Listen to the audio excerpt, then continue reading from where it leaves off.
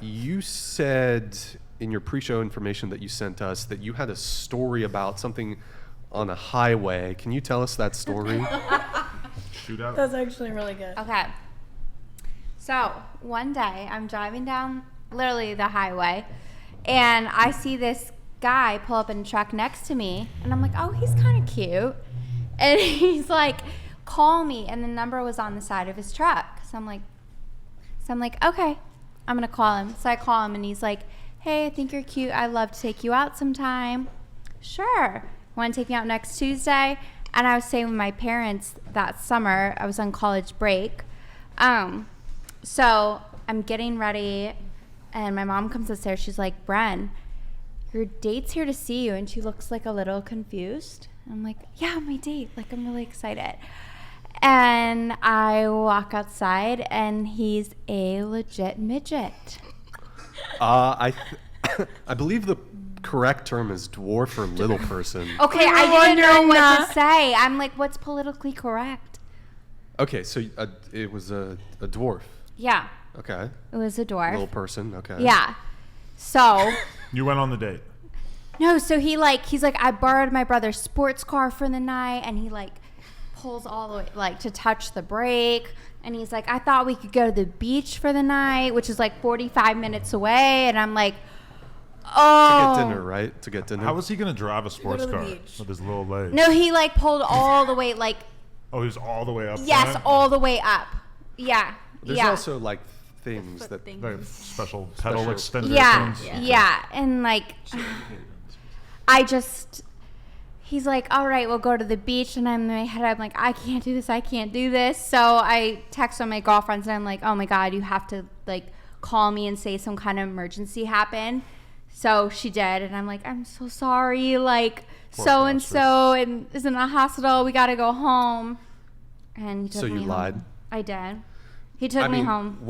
But like, haven't you ever been asked out on a date with a guy who, say, wasn't a dwarf, but like you kind of knew that maybe like you weren't really feeling it, but you just went on the date? No, I wouldn't waste my time. So if a guy asks you out on a date, and then, like, I think the polite thing to do would be go on the date, but then just not. Yeah, but I didn't want to waste any of our time. Well, that's how a villain's created, but... you could have told the truth. You could have said, hey, I'm not into little people. Bring me home. I think he knew from her facial expression. Yeah, so then when he dropped me off, he sent me a text, and he's like, it happens to me all the time. Like, this poor guy. So, okay, just for clarification, you were driving on the highway. I was driving, so I couldn't see what he looked like. You couldn't tell that I couldn't tell that he was like, what, 4 foot? I don't know. But couldn't you just, I mean, like, what else were you doing that night? Couldn't you have still just gone on the date, and even though you had no interest in them, just had like a pleasant... Haven't you ever gone on a date with a guy and like... She didn't want to lead him on. She didn't want to lead him on, which is very respectable. You didn't want to lead him on. I didn't want to lead him on. Exactly. But I think like I don't know. I don't know. Like one trick I've learned is before I obviously got married is like, if you're not attracted, you just be like, listen, I really appreciate you putting yourself out there to ask me out, but I'm just not attracted, but I really wish you the best. Yeah, it hurts a little bit, but it's respectful, and, in the end, I'm just not into it. What it is. Would you, what would you do? Let me give you a hypothetical. Well, I'm down, like, I'm actually down to date a dwarf, so like... Oh, we saw one the other night at Catch. Back in the day in New York, I'm in a bar, and I'm like, I sit down next to this girl, and we end up in a full conversation, and she seems great. We get each other's numbers. She invites me over to her house. It's pretty obvious that she wants to sleep together because she's inviting me over to her house at like 3 a.m.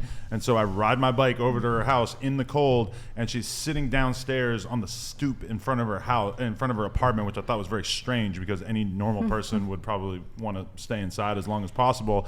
And I go, she's like, what do you want to do? I'm like, you want to go upstairs? She says, yes. And she has this kind of like walk with like, like her legs are like clearly like not moving properly. And like, I guess I lurked her Facebook, and it seemed like she was in some horrible car accident or something like that. But like, she clearly thought we were going to sleep together. And I don't know, there was just something about her walk that just turned me off so much that I just couldn't do it at all. So I've been there before. She had a limp?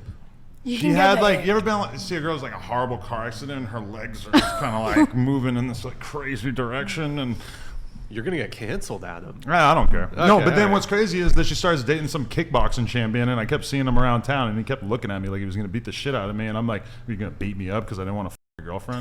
Like, I don't know. Did you You're kind welcome. of, knowing that she was able to snag that fighter, did you have second thoughts about?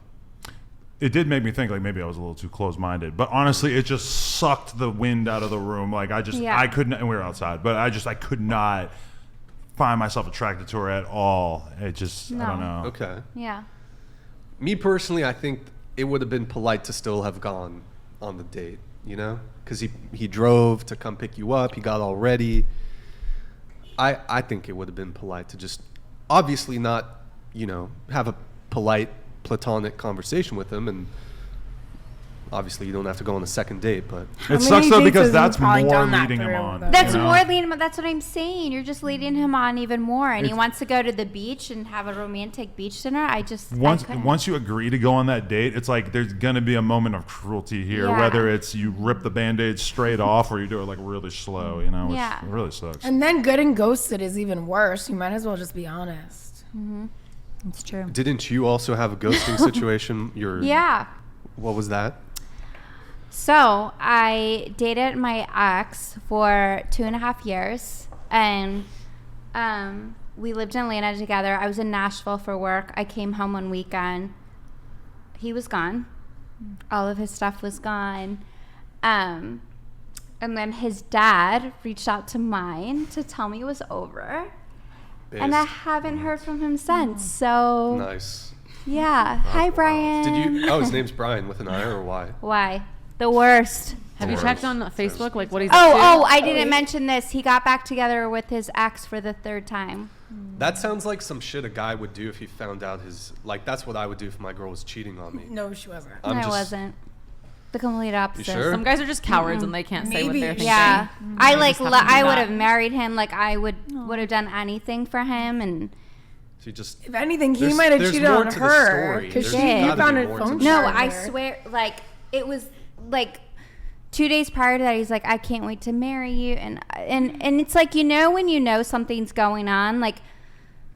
I don't know. It was. I had an intuition. It's Mhm. very possible, especially if her boyfriend was already seeing the ex. Then yeah, of course it would have been way easy for him to just cut her off and not say anything. Yeah. Yeah, Super that's rough. painful, I'm though. I'm sorry. sorry. It that was happened so to you. painful. The worst pain I've ever gone through. Aw. I had to take leave from work and all that fun stuff, but You're better now. it makes you realize what you don't want, and yeah. But we People live in such a lie, though. weird People lie world to you. where people just will like walk away from a situation Right. and not even have the conversation. Like the ghosting thing is Yeah. so common, and it's just like, I mean, I kind of like got into a relationship like as that was becoming more the norm since we started seeing each other in like 2016. But that just is kind of terrible. I feel like if anything, if you want to be a good guy or a good person, always be down to give somebody an exit interview. I think you just know? being honest, even if it's the worst truth you have to give, is way better than making someone just wonder like a million different things. And then his dad to reach out Yeah, to mine, tell what me the it was hell? over. That is some pussy ass shit. A lot of Yeah. men just avoid that because they don't know how to properly like communicate. yeah. Yeah. Yeah, like, and especially like firing people. I've made this mistake a million times, but if you fire somebody and you really like give them your time and explain to them why this job was not going to work out or why they f***ed up so bad that you can't continue to employ them or whatever, it's probably going to go over okay. Whereas if you just kind of like let somebody go and don't really tell them Yeah. what's going on, a lot of times that becomes like the angry ex-employee, you know?